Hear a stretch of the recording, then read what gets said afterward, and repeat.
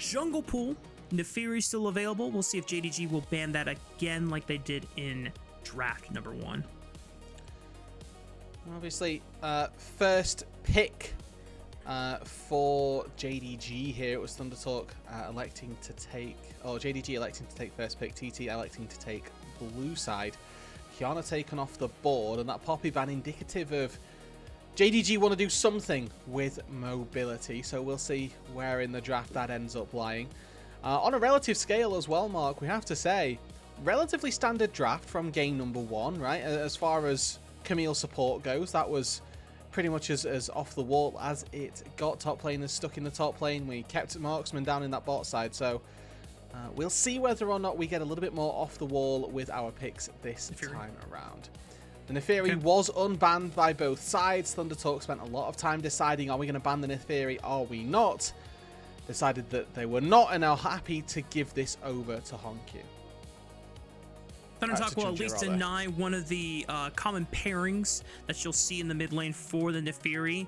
Point and click root from Rise. It makes it super easy for Neferi to make early ganks without needing the Hound's Pursuit unlocked later at the level 6 mark. But Annie would be probably the next best setup if you want to find someone that can easily spoon feed kills for JunJia in the early stages of the game.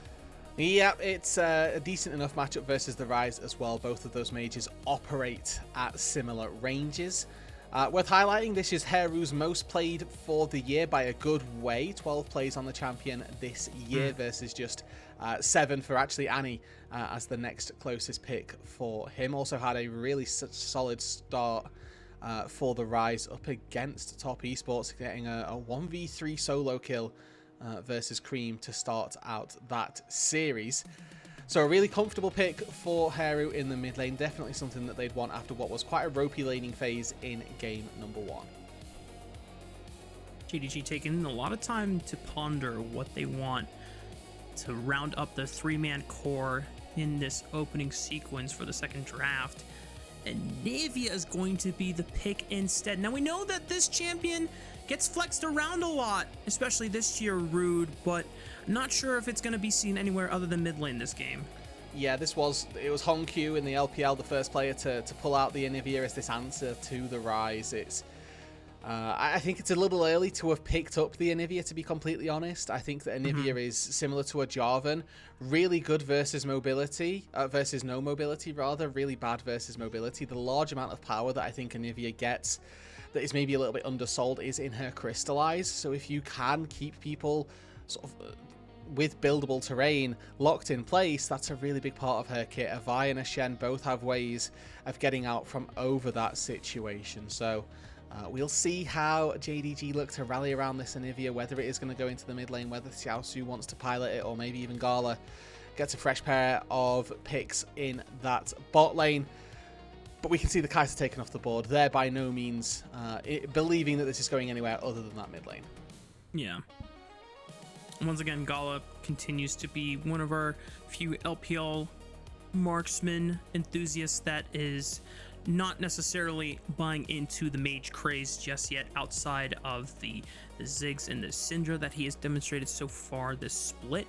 JDG once again paying respect to this Vayne that potentially could be a counter pick in the top lane, and has definitely been one that has been very, very difficult for Gnar to play against, but other top lane melee champions have also suffered the wrath. And once again, ThunderTalk, get rid of the Ziggs. Yeah, so just comfort for Gala. We know Ziggs has been sort of the exception that proves the rule for Gala, and AD carries it down on the bot side. Was playing this long before actually the mage bot lane craze really took over. But the Kai'Sa taken off the board as well means that it looks like JDG are looking for that dive style.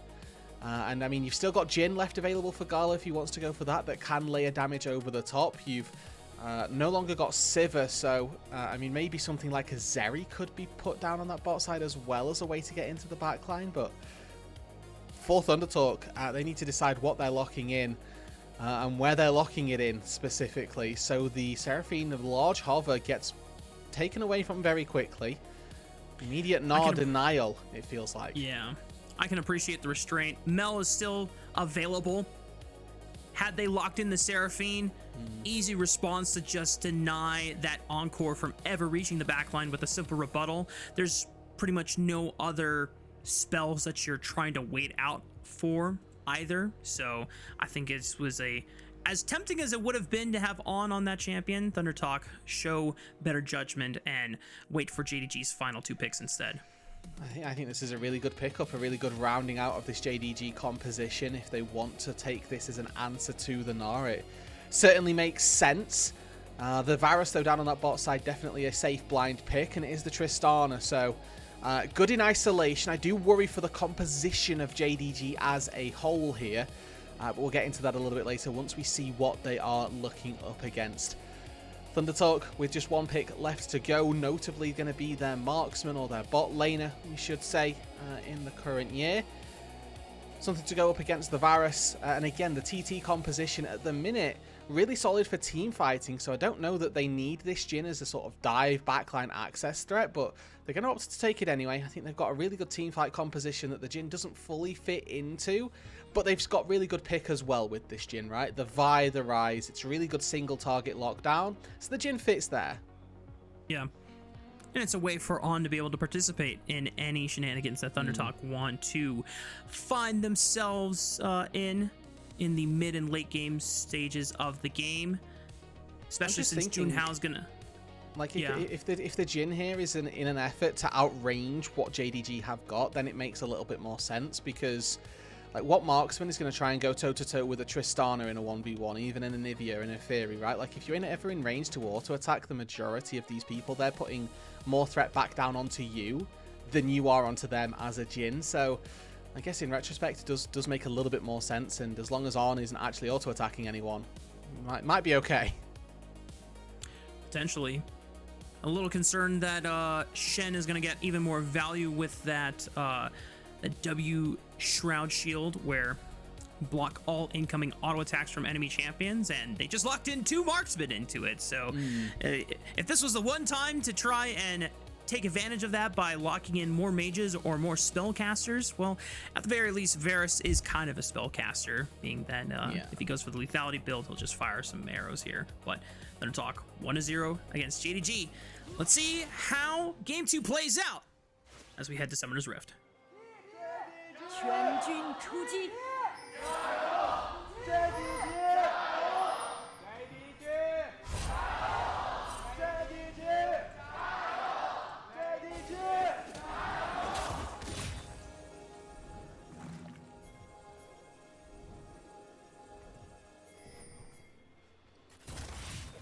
Raafaa, Rude. why are we in Australia? I think both supports recognizing how important it was for Keshi to try and get some early vision so that Xiaoxu couldn't get the free bullying lane experience, as this is Xiaoxu's concoction into the Gnar matchup when the Vayne is not available. Yeah, this is a very Xiaoxu coded pick, really, more than anything. We've seen him play this a good number of times versus these ranged top laners. No surprises that he gets locked in here as well. Already doing very nicely in that 1v1 with the Q start as well, so you just trade more auto attacks back versus one another. And good to see that actually the bot lane is able to take the TP as well for Gala, opting into a poke build with the Arcane Comet. And notably as well, wanted to highlight that Arn actually went for the Doran's Helm, so looking to stave off the poke quite aggressively. JunJia prepping a dive. Already a decent enough damage on the health bar of Keshi. Xiaoxu has set this up well, has flash and exhaust to make it even more viable for JunJia to pull off. And with the call of the pack, they should be able to drop the turret aggro. Quick hop though from Keshi. A valiant effort to try and stave off the dive, but it goes awry. Xiaoxu picks up first blood. Alrighty, and that's a really good start. A lot of this wave does even get denied, and the second wave is going to crash under the turret as well, so it's going to get a lovely bounce back for Xiaoxu, who doesn't have TP. Didn't use the exhaust either, so Keshi now in a real world of hurt. Definitely not going to be an easy lane for the Gnar. It's good to see JDG playing to that win condition, playing to, we took this counter pick for a reason, let's see if we can roll it. And the very nice thing about it, too, is JDG recognizing whether it was Tabe that brought it up or the team as a whole saying, you know what, Keshi was a little too good in game 1, and we don't appreciate that. We need to put this guy in the dirt going into game 2, and the fact that they were able to find this scenario in the draft where the Gnar gets picked early, and now we have a Tristana set up for success. We'll see how well they can continue the play, as Feather sees a bunch of dogs and says, yeah, it's time to go. I'm out of there. Thank you so much. and that's a wise choice, I would think, as now spots out JunJia and Vampire. Goes to the taunt immediately onto Vampire, and JunJia just says, I don't know if I can do anything. Oh, Vampire, very smart. Punts on over the wall and then flashes on the other side. It looks like he makes it out alive. Okay, well, that's a real escape from Vampire that I didn't think would be possible. You can see Arn and Feather both with their flashes and both thinking, there's no, if this guy flashes the wall, we'll just flash after them. And then they just kind of get their ankles broken and don't actually recognize what to do. Keshi gets a decent amount of damage on the Xiaoxu, but through the exhaust, that's going to be a painful exit. And just one more auto attack. Yeah. Xiaoxu able to pick up the solo bolo. I mean, that's perfect spacing as well. Dodges out on the wallop as Keshi tries to hide it in the animation as well. Heru now with Flash gets away from the gank in the mid lane. You know, Vampire, I think if they had Flash, would have been ready to predict and follow up with that, but a really good move from the JDG support and giving Jindong yet another really solid start to a game.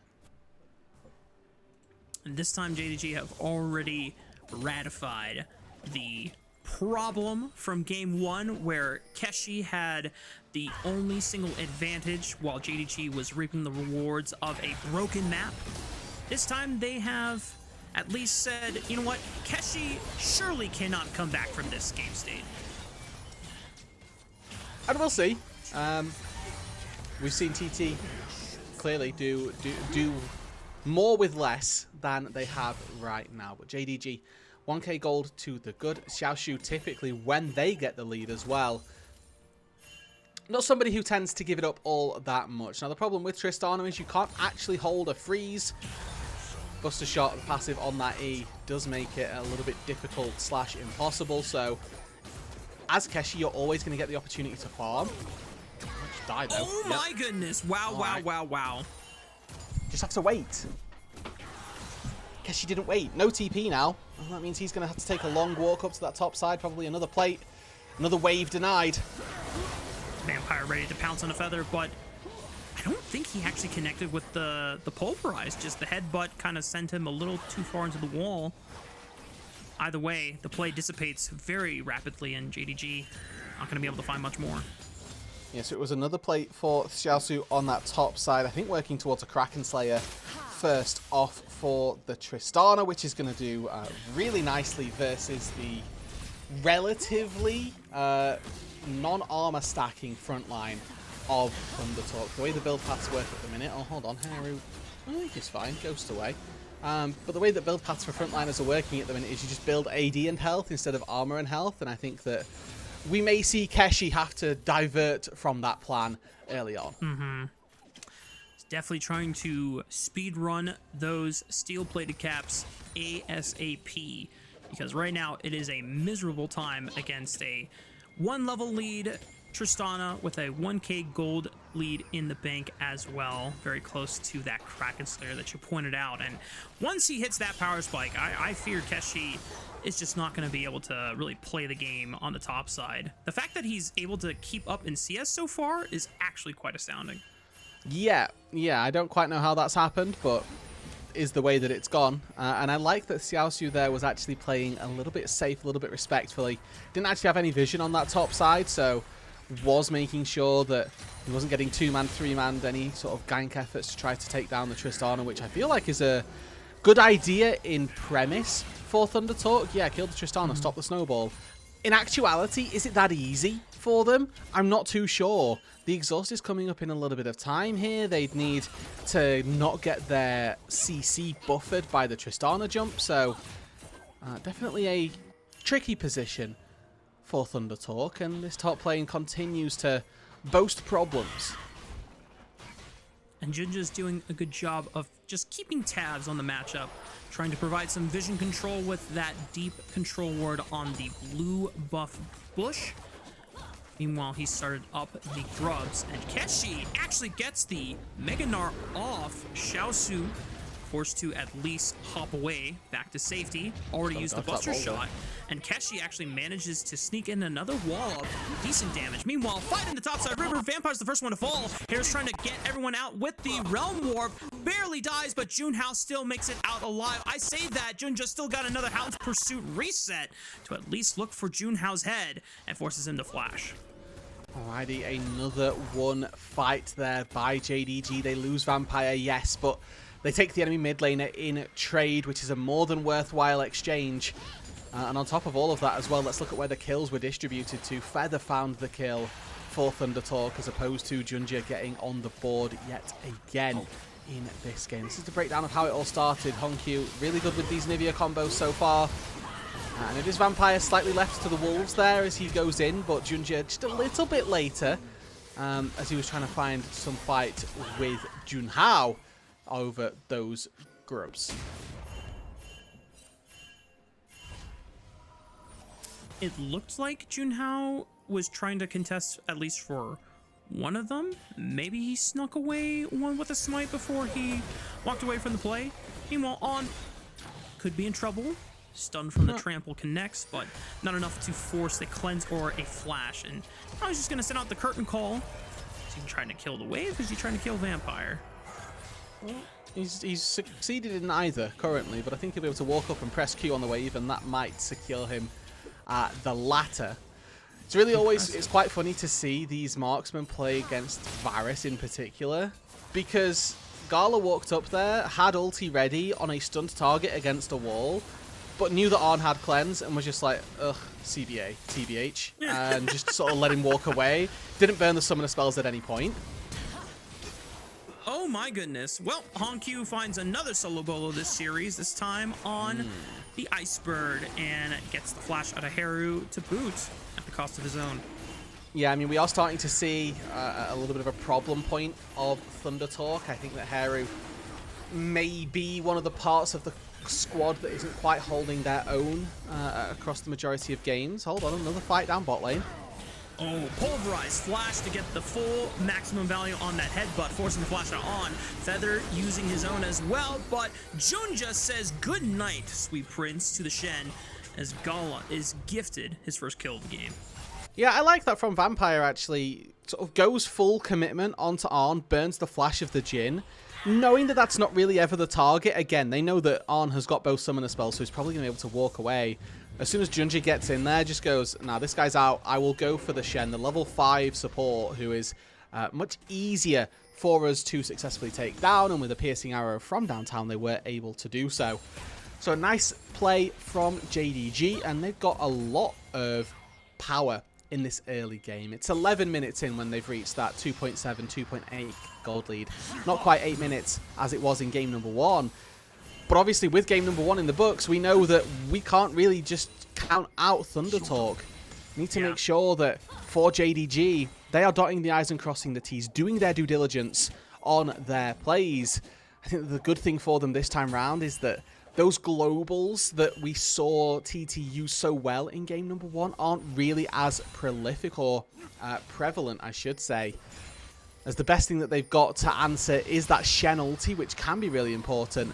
And then that Rise ult as well, to a certain extent, can make a play. So JDG do need to be careful for those as they're looking at plays. Junhao, all he wants to do is just secure this red buff before potentially losing the rest of his camp, since there are so many people trying to steal away his chicken nuggets. However, Lana's going to force out the chain of corruptions from Gala. Decent trade back and forth, but here comes a curtain call, and Gala does have a flash, so he's got to be careful on how he wants to use it. Fourth bullet. Does it find its mark here? He loses. Oh! Yep. He called it! Wow! I didn't expect him to hit that shot, and I don't think Gala did either. And now Vampire might be in a world of trouble. Cannot escape the clutches of ThunderTalk. And Roodood, I'm getting that feeling again from game one. Yeah, just a little bit. A couple of kills the bot lane for JDG, blundering once again. I called ego at the time. Gala's never going to flash that because he's got the ego to say I'm better than On, and he's going to dodge that fourth shot. As it was, should have dropped ego, should have backed away, and, you know, should have recognized that actually this guy knows how to aim a skill shot. He landed all three of you on you previously. Really well aimed just through and through by On, connects on all four of the bullets. If even one of them goes wide, it means that there's not enough damage on this fourth shot execute. Beautiful, yeah. On. My goodness. It's unforgivable from Gala as well, to be clear. Like, this is a really bad death to be giving over when you have the flash. JDG still have a 2.2 gold lead in the bank. However, they had a larger advantage when they threw that away in game one, and ThunderTalk clearly no strangers to making a comeback happen, even when the deficit seems insurmountable. If we even look back at their prior series against EDG, where most of the map had fallen apart and it was only Junhao that had any semblance of a matter of the say to what they could do on the map, and then lo and behold led a practically flawless comeback victory on the Jarvan. And now JDG are going to have to start tightening things down if they want to make sure this game does not go awry like it did in game one. Yeah, and I think that the good thing for JDG here is that their power spike is actually much earlier into the game, right? They've got double tier items across HongQ and Gala, so probably around that 3-item mark, they are going to look very, very strong. Heru might be in trouble here. Still no flash on the rise, however. Not enough damage from JDG to really back up a committed dive there. Just enough to force him off the turret. And hopefully for JDG should be enough to be able to crack open first brick of the game. Okay, so continuing to find these little avenues of success, which is good. Worth mentioning that the Snowball Fort Xiaoxu has significantly slowed down. Found a lot of solo kills very early on. Since then, not really anything has happened for the JDG top laner. Unfortunately enough presence on this top side to force TT away from the Herald. It was a 2-for-1 exchange in terms of those grubs where JDG found the most of them, and now taking that first dragon on what looks to be the Herald as well. They may not be finding kills, they are extending their lead with those neutrals. Second dragon now available for the taking, but the rest of JDG are focused on burning this Rift Herald first. Good Q from HongQ. Stuns Junhao, and a lot of damage already on his Vi, bringing him close to about 50% HP. Herald secured in their inventories, and JDG can just walk on over back to the bot side of the map and set up control for Dragon. I'd like to see JDG secure that as well. Massive gold advantage for them. So you'd expect it to be a pretty easy run thing, especially in the face of an Anivia. Trying to walk into an Anivia space is so notoriously tricky. Junhao full sending it into darkness. Did not expect JunJia to be there, quite frankly. And Feather just, I guess, Stand United was not available or ready for the play just yet. The portal from Heru at least gets him out now. But HongQ, he's in trouble, forced to flash away from Keshi as he was starting to rack up that lethal tempo. Okay. And, I mean, another big pick there then for JDG. Able to find the dragon as well here. So this is a concise advantage in that top side. Looking across the board, HongQ again, 2k up almost over his mid lane counterpart. JunJia was in this position similarly in game number 1, but the big X factor this time is Xiaoxu, who is really running away with things in that top lane as well. Just off of that small exchange, able to really balloon that gold lead. JunJia now has 2 items for himself, so especially on a champion like Nefiri, this is where you should be able to just take over the game and steamroll until you see the Nexus in your sights. 4.3k gold lead across the board, 2 dragons, and majority of the other neutrals so far. Again, it's another very, very solid early game from JDG. Not trying to cast or curse it. We just know from precedence. I am. I need to one-up my caster curse from game number 1. It was only a 3k gold lead, and I said they couldn't win. So if I do it at 4.5k, that's therefore better. The JDG fans are going to find you rude. Do not check your mailbox later. Yeah. Please do not leak my home address at all. Well, for JDG, they are looking really good, and they are just about hitting, or about to rather be hitting those spikes. A recall for HongQ suggests he's about to finish off that Seraph's. Varus is notoriously slower in how fast they can stack their tier, so typically you'll see the Muramana picked up on 3 instead. So maybe going to be waiting a little bit of time before Gala reaches that apex point of the Varus build. But even still, I think HongQ so far ahead in this game that he should be able to really dominate and control so much of the space that they need to in these team fights. Really difficult for ThunderTalk to get in without sort of going through the front door, for lack of a better terminology. They just need to force their way through the front line and use the Vi, use the Rise ulti maybe to get some unique angles. Try and overwhelm the opponent with numbers. You have this Shen, you have this Rise, and clearly, when they were making that play on the top side of the map, they probably expected that just Rise was going to be sufficient for the play. Probably didn't expect a pack of angry hounds to be there waiting for Junhao's fist on the other side of that ball breaker. So, with ThunderTalk, might be time to just anticipate wherever side of the map you're trying to go, there's going to be at least another member, so just try and bring all 4, if not all 5, to the play. Very similar to how they were able to make that comeback happen in game 1. Yeah, just to deny any sort of chances at a comeback. I think if we look at the chances and the scaling aspect as well, a really tricky game to play out for JDG as this game gets later, largely owing to their lack of frontline. They don't really have a person who's going to be able to stand there for too long. Obviously, Vampire has the Unbreakable Will, so that's the best bet that they get, but even under-leveled, the Alistair, not the best pick. But with the lead that they've got, they're able to sort of manipulate their will on the map. Flash from Vampire, just trying to make the snap dive happen as soon as possible. Keshi brought low, but credit to Feather with the Stand United. It's the difference that allows Keshi to survive the dive. Does now give a little bit of time to Heru on this top lane, who has recovered a little bit, not quite fully unleashed on the Rise just yet, but has been able to get enough gold for me to feel confident that their ability in this game is not nothing. And even finding, looks like it's going to be a second play on that top lane as well. So getting a little bit of gold back into the squad, back into the Rise as well, to make sure that that 3-item fantasy of a Rise can come through that little bit sooner. Just a few hundred gold short of what should be a Seraph's Embrace.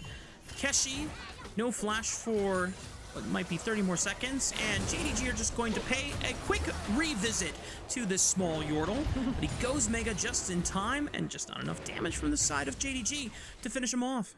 Yeah, they've not forgotten about game 1. That's what we know, is they've not forgotten that Keshi absolutely slaughtered them, and they're not going to give him the opportunity to do that, hopefully, again here, as Xiaoxu going to be able to take this tier 2 turret and continue to balloon the gold lead of the Tristana. LDR already picked up here just to try to cut through the Warden's Mail, the plated steel caps. Now for Xiaoxu, it's about trying to find a little bit of attack speed here. Make sure that you've got that Flicker Blade online, maybe looking for a Phantom Dancer or something, I don't know, a little bit more off the wall. But I really think that Xiaoxu this game, as a Tristana, such a really incredibly scaling late game marksman already, with a lead, with the ability to now reach level 20 as well. Yes. It's the Xiaoxu show. Puts even more pressure on him to make this snowball and this investment worth the time and the pick itself. JDG looking for the 3rd dragon of the game. Junhao finds a cow, forces him to pop the ultimate for the damage reduction, but JunJia able to make quick work of the dragon. Portal coming in from the rest of ThunderTalk. Feather tries to land the taunt flash, doesn't quite land it, but gets in range to find Gala with the rest of ThunderTalk on his back. HongQ trying to follow up and provide some space here. Xiaoxu was interrupted midway, but now he's looking for the resets. Same with JunJia, finds the Hound's Pursuit onto Heru, and now On is in a world of trouble, is going to take that blast cone back to safety. Keshi manning the wall, looks for the flash. JunJia, he was on vision! You knew that could have happened, and Keshi gets one better of JunJia at the end of the day. Now HongQ has his egg passive, but he might be in trouble. Seraph's shield will pop for now, but a teleport flank from Xiaoxu wants to look for the resets. Keshi falls, and Xiaoxu should be the difference maker here, but he looks for Feather first and On trying to run away, doing his best chance possible. Xiaoxu able to make quick work of the ThunderTalk squad, and the arrow. Gala gets revenge for the 1v1 early in the game, and this looks even more convincing of a JDG Game 2 victory. This is what we needed to see from them. They secure the Drake and they find the soul or the soul point rather, as well. Vampire starts off just popping the ulti, making sure that he buys enough space for JDG to get the dragon, and then it's Operation Escape. And they're not particularly successful, let's be honest, as Feather able to get on top, looks for the taunt flash, I think flubs it incredibly hard, but after these two members do go down, HongQ's here to turn the tides of this fight, and Xiaoxu able to do the same. The solo laners for JDG really coming home. Is TT caught in two minds? I think if they'd have stayed as 5 on this top side, there's a chance that they're able to find the fight. But Keshi and Feather weren't able to contribute to that second part. Keshi knows that his Mega Gnar timer, it's running out. Gets in, finds one. But then with the amount of vision that's missing, On has to face check this brush. Then it's a real struggle for them. TPs start to come back through. We see Xiaoxu able to get in just in time. And again, if they weren't caught in two minds here, ThunderTalk, I think there's a world for them to come away with that fight and start to turn a comeback again. Unfortunately, they were a little bit of a problem, and it cost them dearly. And with Baron buff picked up in the aftermath of the fight, JDG now have the tools necessary to start making their way to cracking open the base of ThunderTalk. They still have 2 tier 2 in towers. They have to bust through both in top and mid lane, but all that remains between an open path to the Nexus turrets on the bot side is just an inhibitor tower and the inhibitor itself. So JDG circling all their efforts through the bottom side of the map, whereas Junhao trying to look for a flank.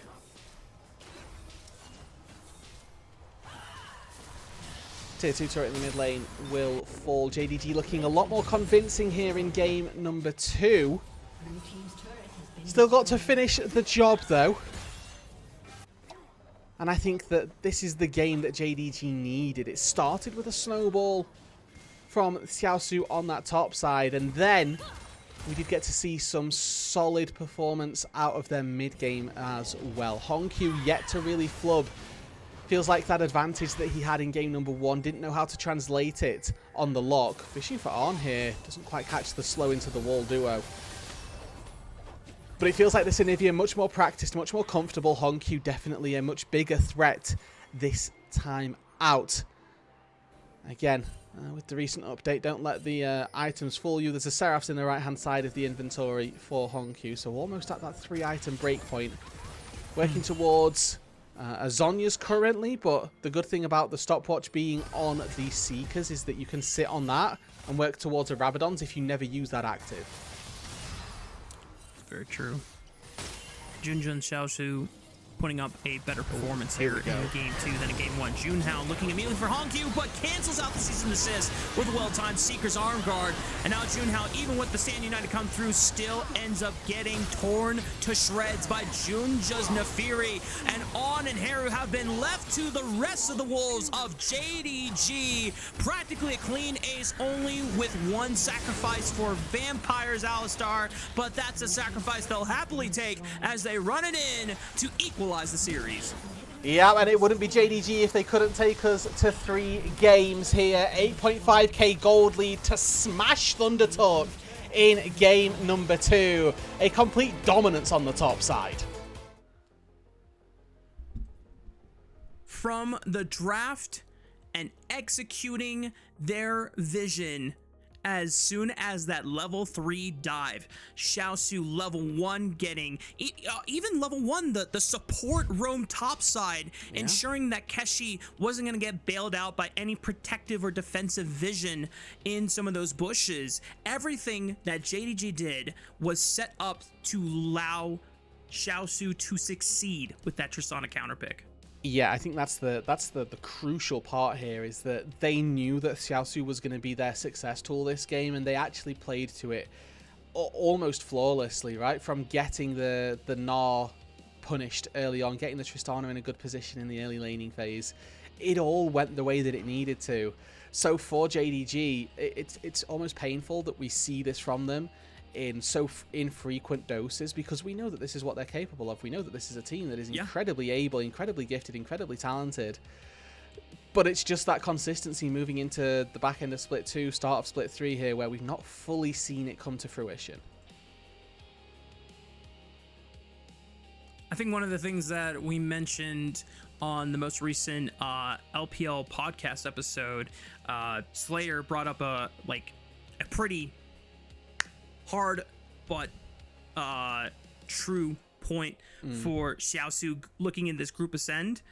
With all the top lane shakeup over in the BLG camp, and a lot of the former group ascend teams now in group Nirvana for Split 3, Xiaoxu should expect to just definitively be the best top laner in group ascend. And the fact that up until this point it's been a big old question mark is, has been really concerning. Obviously, Tristana performance, standout, definitely the best one he's had this split so far. But like you said, it's one that JDG should be striving to have more consistently than what they've been able to show. Yeah, I think that there's an argument maybe for Zweon as well in that top lane conversation. Obviously, Xiaoxu was a very solid top laner throughout, as we get to run through some of the highlights here as well. Obviously, problems still for JDG in this series. Got to find another win before we're fully convinced, but even though they won this game, you can see those elements of missteps, those inconsistencies, even in game. At the very least, this is one that we can remember fondly for Xiaoxu's Tristana. I think I remember the last time he pulled out the Tristana counter pick. I don't remember what best of 5 it was, but it was halfway down the series, and it was very disappointing, very underwhelming, not able to get any of the advantages that they were looking for. But in this particular game, execution, as you said, practically a flawless game from JDG. Couple mishaps here and there when it came to some of the skirmishes from the other individuals. Gala disrespecting on Jin in particular, and even JunJia getting a little too close to Keshi's Gnar in mega form, but they were able to close things out. And as we look ahead to game 3, curious what ThunderTalk are going to do now in response to the way JDG drafted in game 2, but also how JDG try and ride this momentum out to their first win in terms of series for the split. And I think the really important thing here is that actually JDG have looked like the better early game team, which is weird because even in ThunderTalk's losses, they were actually able to come away with early game advantages, especially up against top esports. They were winning the early stages of the game, and JDG are besting them in that part of the map or time of the game where actually TT had been quite strong. It doesn't feel like Junhao has really been able to get off any measurable advantages, and that, you know, it's the solo laners for ThunderTalk that are slightly collapsing in on themselves. Yes, there was a counter pick in the top lane for this time out, but even in game number 1, we saw Heru really struggle up against HongQ. So that needs to be addressed pretty quickly, and maybe it comes from not blind picking in the mid lane again. Well, a majority of the best blinds have either been banned or now fearless out of the series. So maybe it opens things up for Heru to dig a little deeper into his pool and look for something that he can use as a counter pick, or something that is not going to be as much of a liability and exploited by HongQ, who is clearly a better laner than him. Now, and I don't think we had any expectations that Heru was going to be a sleeper agent into this mid lane matchup. Obviously, HongQ's performance has left a desire for more in recent memory, but back-to-back solo kills in both games 1 and 2, I mean, that's the HongQ that we have come to know and love, especially off of the very explosive LPL debut back in Split 1. Yeah, that's obviously a big change, really, from this JDG squad, is how, or rather how impressive they were. What they look like now really does sort of pale in comparison. I think that the change in JDG is something that they are going to obviously be looking to work on. Plenty of time still in Split 3 to find that change and to make that growth come through, as we see a second top lane MVP in as many games this series. So we know where to keep our eyes as we look forward into game number 3. Top lane counter pick is going to be crucial going into game 3. I think there is no doubt about that. And a much needed return to form, at least for Xiaoxu, in terms of individual performances, especially when he's going to be calling for his more niche counter picks. But that allows us to now see the series is tied 1-1. One more game until the victor is decided, but for us, we're going to take a short break. When we come back, it's game 3 between JDG and ThunderTalk Gaming.